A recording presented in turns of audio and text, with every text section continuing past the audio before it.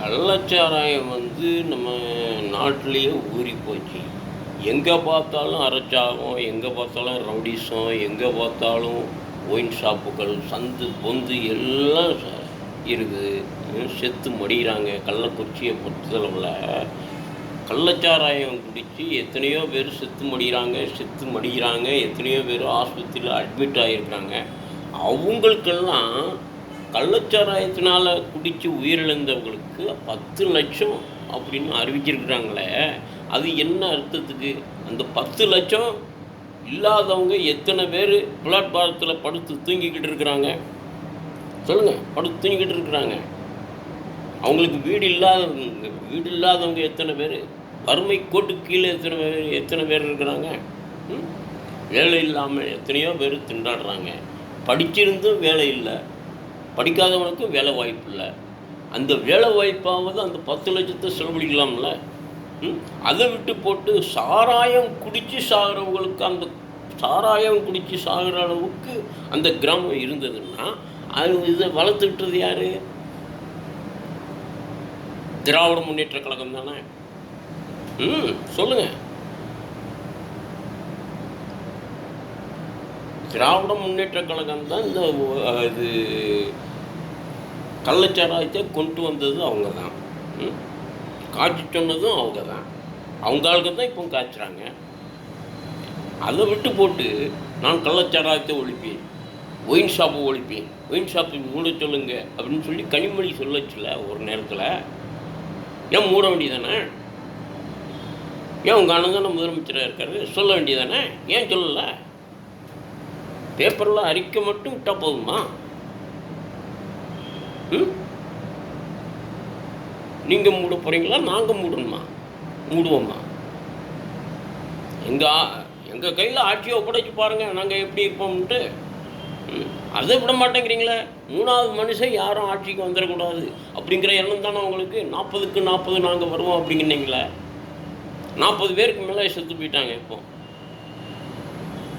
இறந்துருப்பாங்க கள்ளச்சாராயம் குடிச்சு. தாய்மார்கள் அவங்கவுங்க கண்ட மானைக்கு கதறி அழுகிறாங்க.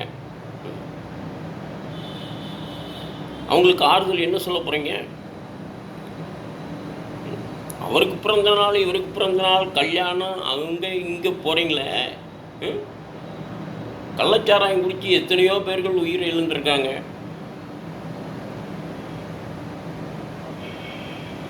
அங்கே போய் ஆறுதல் சொல்கிறீங்களா? இதுவரைக்கும் போனீங்களா?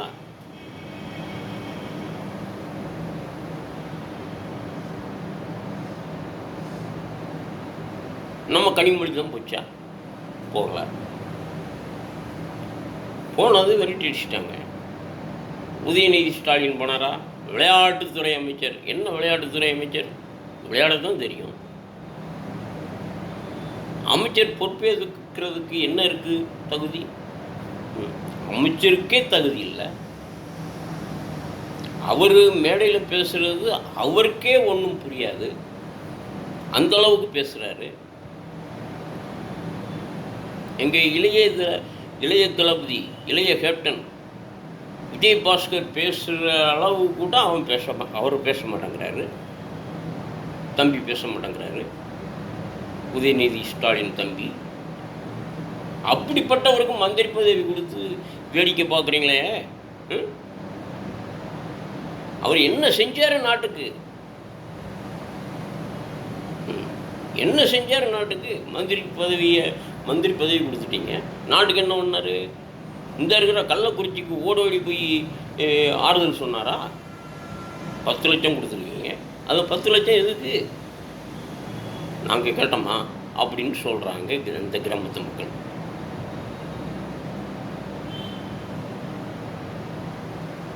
அவங்களுக்கு என்ன பதில் சொல்ல போகிறீங்க? அந்த 10 லட்சம் வறுமை கோட்டுக்கு எத்தனையோ பேர் கஷ்டப்பட்டுக்கிட்டு இருக்காங்க. வீடு இல்லாதவங்களுக்கு வீடு கட்டி கொடுங்க. அந்த திட்டம் இருக்குது. கலைஞர் ஆட்சியிலேயே அந்த திட்டம் இருக்குது. அந்த திட்டத்தை நீங்கள் நிறைவேற்றுறீங்களா? அந்த திட்டத்தை நிறைவேற்றுங்க. பாராட்டலாம், எல்லாரும் பாராட்டலாம். நானும் பாராட்டுவேன், எதிர்கட்சிக்காரங்க அப்புறம் பாராட்டுவாங்க. அப்படி இருக்கும்போது கள்ளச்சாராயத்தை தூண்டி விட்டு விற்க சொன்னது நீங்கள் தானே. காய்ச்சினதே நீங்கள் தானே. மெத்தால்னு சொல்லி ஒரு கெமிக்கல் கலந்த இது இருக்குது.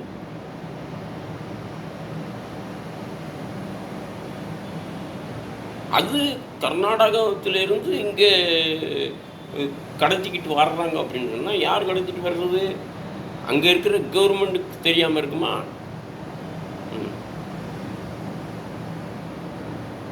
தெலுங்கானாவில் இருந்து வருதுங்கிறாங்க. அப்போ அங்கே இருக்கிற முதலமைச்சருக்கு தெரியாமல் இருக்குமா? அந்த முதலமைச்சருக்கும் நம்ம முதலமைச்சருக்கும் லிங்கு. அந்த லிங்கில் எப்படியும் கடத்திட்டு வந்தாச்சு. அது மக்கள் குடித்து பாதி உயிர் போகுது, பாதி பேர் அட்மிட் ஆகிருக்கிறாங்க ஹாஸ்பிட்டலில். வேலூர் ஹாஸ்பிட்டலு, மெட்ராஸ் ஹாஸ்பிட்டலில், அங்கே இங்கேன்னு 5 விதத்தில் 5 இடங்களில் இருக்கிற ஆஸ்பத்திரியில் அட்மிட் ஆகிருக்கிறாங்க எத்தனையோ மக்கள். அந்த மக்களை இது நாள் வரைக்கும் ஆறுதல் சொல்ல போனீங்களா? போனதில்லை. எதிர்கட்சிக்காரங்க எல்லாரும் போயிட்டு வந்துட்டாங்க. இங்கே அந்நியார் அவர்களும் போயிட்டு வந்துட்டாங்க. ஏன் எங்கள் இளைய கேப்டனும் போயிட்டு வந்துட்டார். இதுக்கு மேலே என்ன செய்யணும்? இவ்வளவு கோடியாக சொத்து சேர்த்து வச்சுருக்கிறீங்களே, அந்த கோடியில் ஒரு கோடி கொடுக்க வேண்டியதானே நிதியாகவும்? மக்கள் வரிப்பணத்தை தான் கொடுக்கணுமா? சொல்லுங்க. என்னையா நாடு? கள்ளச்சாராயம் பெருகி போச்சு. சந்து பொந்து எங்கே பார்த்தாலும் ஒயின் ஷாப்புகள் மயமாச்சு. ரவுடிசம் தவதைக்கு ஆடுது. எங்கே பார்த்தாலும் ஆக்சிடெண்ட்டு. சரி, இவங்களுக்கு 10 லட்சம் கொடுத்தீங்கள? 2 நாளைக்கு முன்னாடி சாத்தூர் ஏரியாவில் தீப்பெட்டி தொழிற்சாலை தீ விபத்து. அதில் 4 பேர் உயிரிழந்தாங்க. இழந்தாங்கன்னு பத்திரிக்கையில் தான் போடுறாங்க. நியூஸில் 3 பேருன்னு சொன்னாங்க, பத்திரிக்கையில் 4 பேருங்கிறாங்க. நேரடியாக போய் பார்த்தோம்னா எத்தனை பேர் சொல்ல முடியாது இல்லையா? நேரடியாக போய் பார்க்கணும். முதலமைச்சர் அங்கேயும் போனாரா? அங்கே போகல. இதுக்குள்ள எங்கள் கேப்டன் முதலமைச்சராக இல்லை, எதிர்கட்சி தலைவராக இருந்தாலும் நேர வேட்டியை மடிச்சு கட்டிக்கிட்டு போய் தளத்தில் இருப்பார். எம்ஜிஆரும் அதே மாதிரி தான். அதனால் 5ஆம் கிளாஸ் படிச்சுட்டு இருக்கேன், 6ஆம் கிளாஸ் படிச்சுட்டு இருக்கேன், 6ஆம் கிளாஸ் படிச்சுட்டு இருக்கேன். பரிச்சை லீவில் எங்கள் அக்கா வீட்டுக்கு போயிருக்கேன், தூத்துக்குடிக்கு. ஞான ஒளி என்கிற திரைப்படம் சிவாஜி கணேசன் படம் போட்டுருக்குறாங்க தியேட்டரில். அதுவும் ஓலை குடிசை, அது 2 கொட்டகை தான். ஞான ஒளிங்கிற திரைப்படத்தில் ஒரு குடிசைக்கு தீ வைக்கிற மாதிரி ஒரு காட்சி.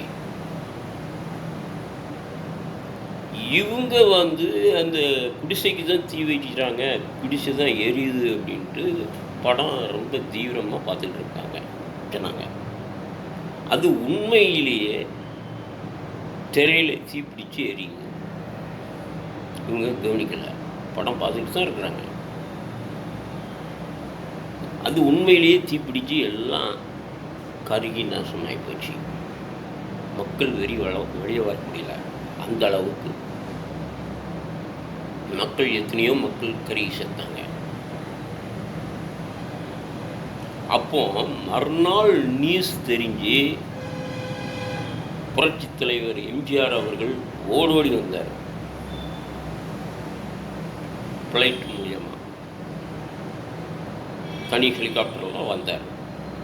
வந்து பார்வையிட்டார். அது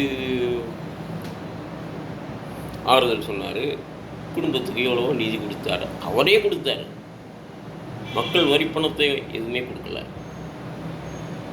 கவர்மெண்டில் இருந்து உதவி பண்ணுறது அது வேற.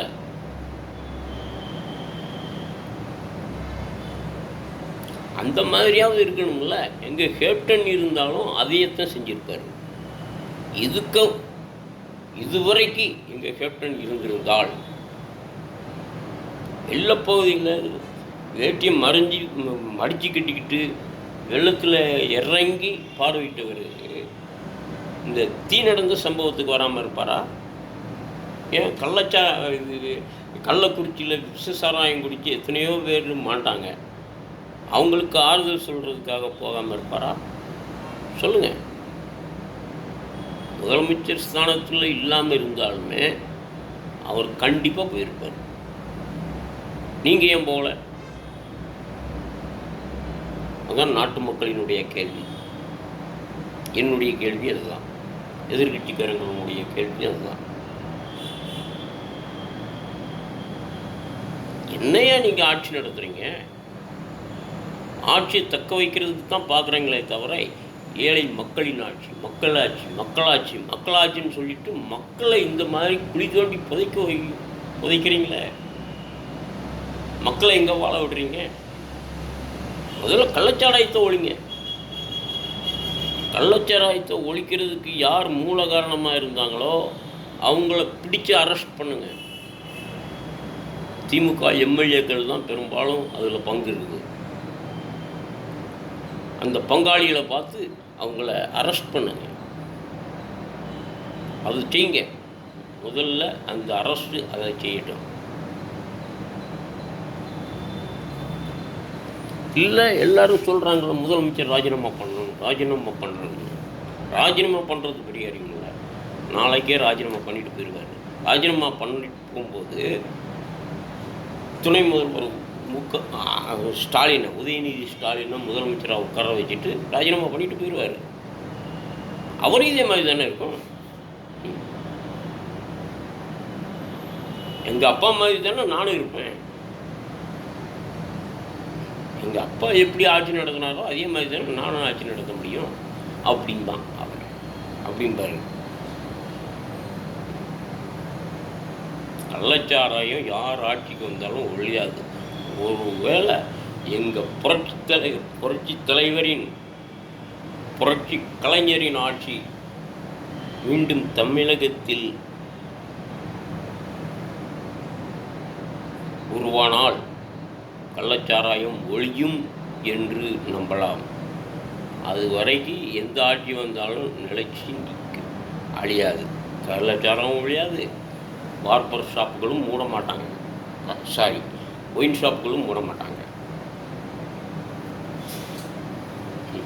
இத்தனைக்கு காரணம் கவர்மெண்ட் தான். அந்த கவர்மெண்ட்டை எடுத்து வச்சுக்கிட்டு மக்கள் வேடிக்கை பார்த்துட்டு இருக்காங்க. அதே மக்கள் தான் இன்றைக்கி ஆட்சியை கலைங்க, ராஜினாமா பண்ண சொல்லுங்கள், எம்எல்ஏக்களையும் முதலமைச்சரையும் ராஜினாமா பண்ண சொல்லுங்கள் சொல்கிறாங்க. அப்போ எங்கே போச்சு? ஆரம்பத்திலேருந்து கள்ளச்சாராயம் அந்த கிராமத்தில் தான் காய்ச்சுறாங்க, மலை அடிவாரத்தில். இத்தனைக்கும் போலீஸ் ஸ்டேஷன் பக்கம் இருக்குது, கோர்ட்டு பக்கம் இருக்குது, தாலுகா ஆஃபீஸும் பக்கம் இருக்குது. அதுக்கு பின்னாடி காய்ச்சுறாங்க. போலீஸ் ஸ்டேஷன் தெரியாதா? அவங்களுக்கு தெரியாதா? அதுக்காக நான் போலீஸ்காரங்களை குறை சொல்ல முடியல. எங்கே பார்த்தாலும் ரவுடிசம், எங்கே பார்த்தாலும் சாராயம். ரவுடிசம் தானே தலை காடுது. போக்குவரத்து நெரிசல், எங்கே பார்த்தாலும் ஆக்சிடெண்ட்டு. எனக்கு தெரிஞ்சு போன வாரம் 2 இடத்துல ஆக்சிடெண்ட் ஆகிடும். இத்தனைக்கு காரணம் ஸ்பீடு வண்டியை ஒன்று அறிமுகப்படுத்திட்டாங்க நாட்டில். இளைஞர்கள், வருங்கால இளைஞர்கள் திருந்த மாட்டேங்கிறாங்க. அப்படிப்பட்ட ரவுடிகளை வளர்த்து விடுறது நம்மளை மாதிரி தாய் தகப்பன் தான். ஒன்று மெயினாக நம்மளை மாதிரி தாய் தகப்பங்க. 2வது கவர்மெண்ட்டு. ஆரம்பத்திலேயே தலையை தட்டி ரவுடிகள் அளவு உருவாகிறாங்களா? ஆரம்பத்திலேயே தலையை தட்டி உள்ள தூக்கி போடணும். முட்டி தட்டி உள்ள தூக்கி போடுங்க. போலீஸ்காரங்களை ஏவுங்க. நீங்கள் ஏன் போலீஸ்காரங்களை அதிகாரம் கொடுக்கல? போலீஸ்காரங்களுக்கு அதிகாரம் கொடுக்கல. சாதாரண ஒருத்தன் சட்டையை பிடிச்சி உலுக்கி கேள்வி கேட்குற அளவுக்கு, அடிக்கிற அளவுக்கு துணிகிறான். போலீஸ்காரனையும் நேர்மையான அதிகாரியையும் அடிக்க போகிற அளவுக்கு ரவுடிசம் தலை தூக்கிச்சுன்னா இதுக்கெல்லாம் யார் காரணம்? போன வாரம் நடந்த சம்பவம், ஹெல்மெட் இல்லாமல் ஒருத்தன் வரான். அது 3 பேர் வர்றாங்க. ஒரு வண்டியில் 2 பேருக்கு மேலேயே போகக்கூடாது, 3 பேர் வர்றாங்க. அதுவும் ஸ்பீட் வண்டியில். இவர் நிப்பாட்டி கேட்குறாரு, போக்குவரத்து கான்ஸ்டபிள் கேட்குறதுக்கு என்ன பதில் சொல்கிறாரு? ஒரு ஓனர் வேறு வராரு. ரவுடியிலே மிரட்டி அடி பண்ணிச்சு ஸ்டேஷனுக்கு எழுதி போயிட்டாங்க. அதுக்கப்புறம் ஒருத்தர் வராரு ஒரு சுட்டத்தில். யார் ராணி அப்படின்னு கேட்டால், நான் பெரிய ஜவுளிக்கடை ஓனர் பையன். என்ன ஜவுளிக்கடை ஓனர் பையன்னா அப்படின்னு குறுநில மன்னர்னு நினைப்பா. ஹெல்மெட் எங்கடா அப்படின்னு கேட்டால், ஹெல்மெட்டு நான் மறந்து வீட்டில் வச்சுட்டேன் சார், ஒரு அர்ஜென்ட் வேலைக்கு வந்தேன் அப்படின்னு சொன்னோம்னா அவர் மடையும் போய் சரி போ அப்படின்ட்டு விட்டுருலாம். அதை விட்டு போட்டு நீ யாரா கேட்குறது, நான் ஹெல்மெட் போட மாட்டேன், போட்டதில்லை, யாரும் கேட்க மாட்டாங்க, இதுவரைக்கும் கேட்டதில்லை, நீ ஒருத்தன் தான் கேட்டிருக்க, நடராஜ் ஸ்டேஷனுக்கு அப்படிங்க. அதெல்லாம் முடியாது, சாவியை கொடு, வண்டி சாவியை கொடு. வண்டி சாவியை பூட்டி கையில் எடுத்துக்கிட்டேன், சாவியை கொடுறான், சாவியை கொடுறான், இன்னும் ஷெவுட்டை இறங்கிருக்கான் அப்படிங்க. ஒரு நேர்மையான போலீஸ் அதிகாரியே இந்த மாதிரி பேசுனா என்ன இருக்கு? நாட்டில் என்ன இருக்கியா? என்ன இருக்குது? நேர்மை எங்கே இருக்குது? நேர்மையான ஆட்சி நடத்தி காட்டுவோம். கள்ளச்சாராயம் விற்பவர்களை நாங்கள் தண்டிப்போம், 10 லட்சம் அபராதம் போடுவோம் அப்படிங்கிறாங்க. இப்போ சட்டசபையில் இப்போ அபராதம் போட்டு என்ன பண்ணுறது? 1000க்கு மேலே பலி ஆகுது இல்லை சாராயத்துக்கு, சாராயம் குடிச்சு. அதுக்கு என்ன பண்ண போகிறீங்க? சட்டம் போடுறீங்களா? சட்டத்துக்குள்ளேயே ஓட்டை போடுறவங்க நீங்கள் சட்டம் போடுறீங்களா? நீங்கள் அதனால் இப்போ வர்ற இளைஞர்கள் திருந்தணும். பெற்றவங்க இளைஞர்களை திருத்தணும். அடிப்படையிலேயே திருத்தணும்னா இந்த மாதிரி ரவுடிசம் தலை தூக்கி ஆடாது. ஒன்று பெற்றவங்க திருத்தணும், இல்லை போலீஸ் டிபார்ட்மெண்ட்டை திருத்தணும். போலீஸ் டிபார்ட்மெண்ட்டை தான் கை கட்டி வேடிக்கை பாடுறீங்களா, எதுவுமே செய்யாதீங்களா அப்படின்னு சொல்கிறீங்களா கவர்மெண்ட்டு? போக்குவரத்து டிபார்ட்மெண்ட்னாலும் சரி, பாதுகாப்புத்துறையாக இருந்தாலும் சரி, பாதுகாப்புத்துறை யார் கையில் இருக்குது? முதலமைச்சர் கையில் தானே இருக்குது. முதலமைச்சர் தானே உத்தரவு போடணும். இந்த ரவுடிசம் பண்ணுறவங்கள முட்டி தட்டி உள்ளதைக்கு போடுங்கப்பா அப்படின்னு சொல்லலாம்ல, உத்தரவு போடலாம்ல.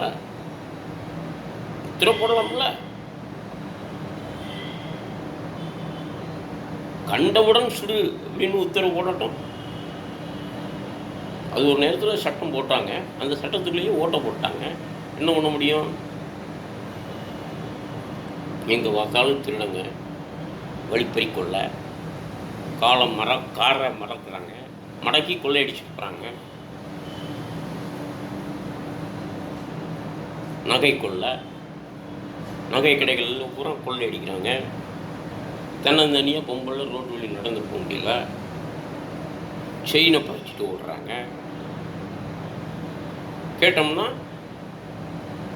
கேட்டவங்கள கத்தியை காட்டி மிரட்டுறாங்க. இதுக்கெல்லாம் யார் காரணம்? கவர்மெண்ட்டு தான் காரணம். போலீஸ்காரங்களை குறை சொல்லவே முடியாது. அவங்க எங்களை மாதிரி சாதாரணப்பட்ட மக்கள் தான், அவங்களும் ஒன்றும் செய்ய முடியாது. அரசு தான், அரசாங்கம் தான் அவங்களையும் ஆட்டி படைக்கு இருந்தாலுமே முழு அதிகாரம் கொடுக்கலையே, மக்களை அடக்கிற அளவுக்கு அதிகாரம் கொடுக்கலையே. கண்டவுடன் உத்தரவு போடட்டும். என்னைய கேட்டால் இந்த ஆட்சியே தேவையில்லை நாட்டுக்கு. ஆட்சியை கலைங்க, ராஜினாமாவோ எதுவுமே இருக்கக்கூடாது. ராஜினாமாங்கிற பேச்சுக்கே இடம் இல்லை. ஆட்சி கலைங்க, ராஷ்டிரபதி ஆட்சியை பிரகடனம் படுத்துங்க. ஒரு 6 மாதம் ராஷ்டிரபதியை ஆட்சி ஆளட்டும், ஆட்சி வரட்டும். அப்போயாவது நாடு திருந்துமான்னு பார்க்கலாம். திருந்தும், உண்மையிலேயே திருந்தும், கண்டிப்பாக திருந்தும்.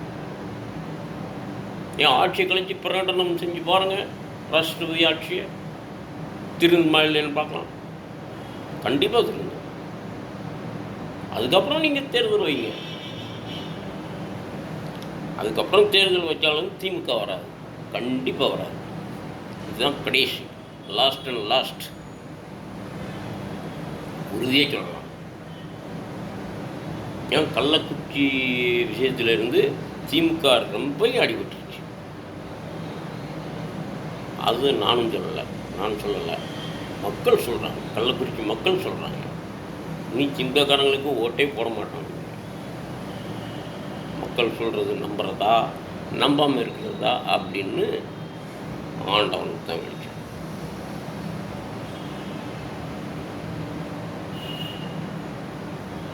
ஆண்டவனுக்கு பின்னாடி போய் எங்கள் கேப்டன் உட்கார்ந்துருக்காரு, அவர் தான் கண்காணிக்கணும்.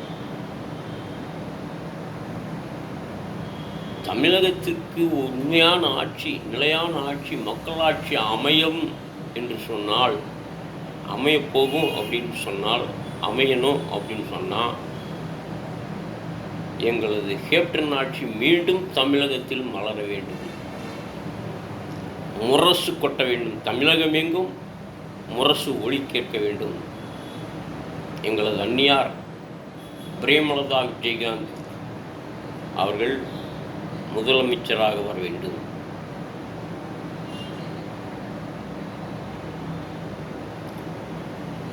அல்லது எங்களது இளைய கேப்டன் பிரபாரன் வர வேண்டும். ஏன் வரக்கூடாதா? நீ சாதாரண ஒன்றுமே பேச தெரியாதவனுக்கு மந்திரி பதவி கொடுத்துருக்கீங்க. வீராவேசமாக பேசுகிறவர் ஒருத்தருக்கு முதலமைச்சர் பதவி கொடுக்குறதுல என்ன தப்பு இருக்குது? என்ன தப்பு?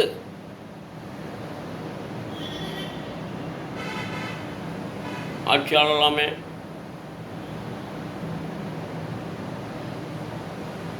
தம்பி உதயநிதி ஸ்டாலினுக்கு மந்திரி பதவி கொடுத்தீங்களே, விளையாட்டுத்துறை அமைச்சர், என்ன நாட்டுக்கு என்ன தியாகம் பண்ணார் சொல்லுங்க பார்க்கலாம். என்ன தியாகம் பண்ணார்?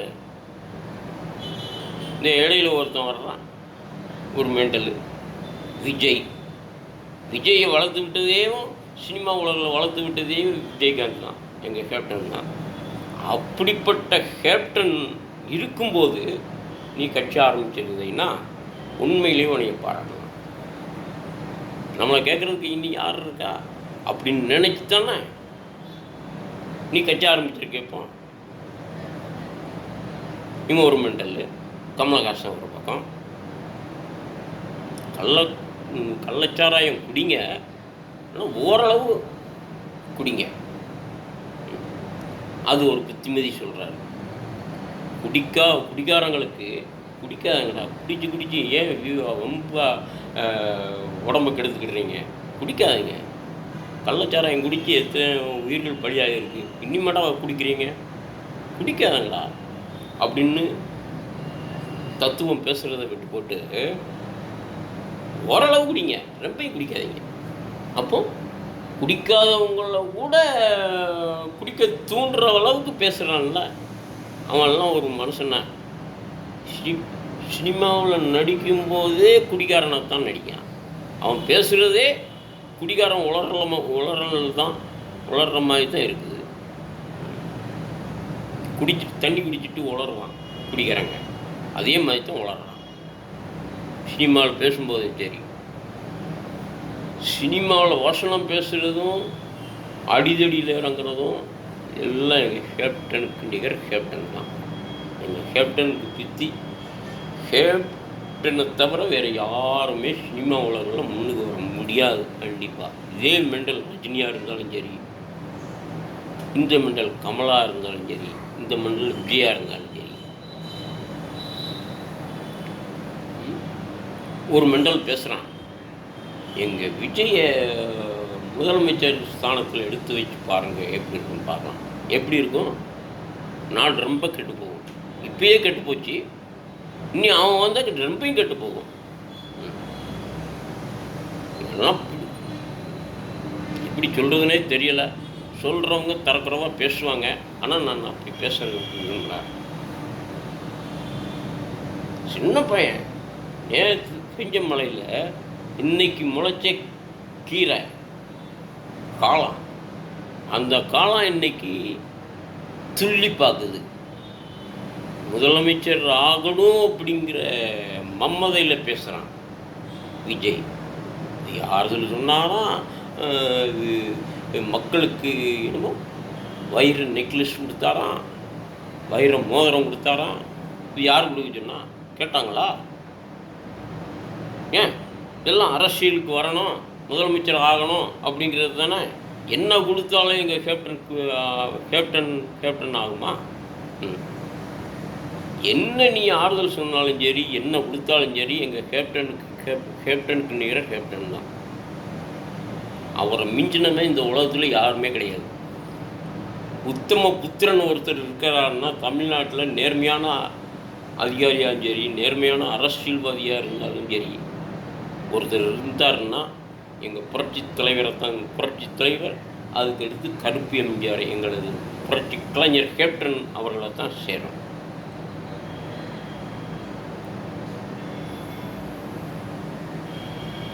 இந்த நாட்டில் யாருமே இல்லை.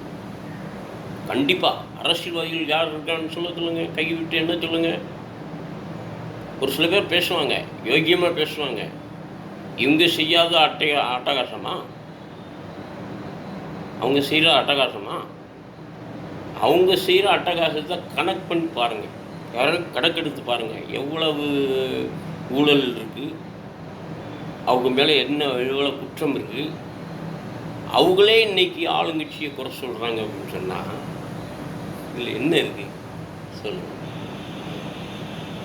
ஒரு உயிரை பழியிட்டதே அவங்க தான். இது யாரை சொல்கிறேன்னு எல்லாருக்கும் தெரியும், உங்களுக்கு தெரியும், எனக்கும் தெரியும். ஆனால் பப்ளிக்கே சொல்ல மாட்டேன்.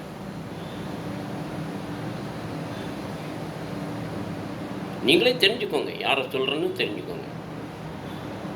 குறிப்பிட்டு யாரையுமே சொல்ல மாட்டேன், பொதுவாக தான் பேசுவேன்.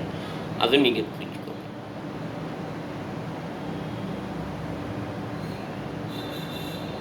நன்றி, வணக்கம்.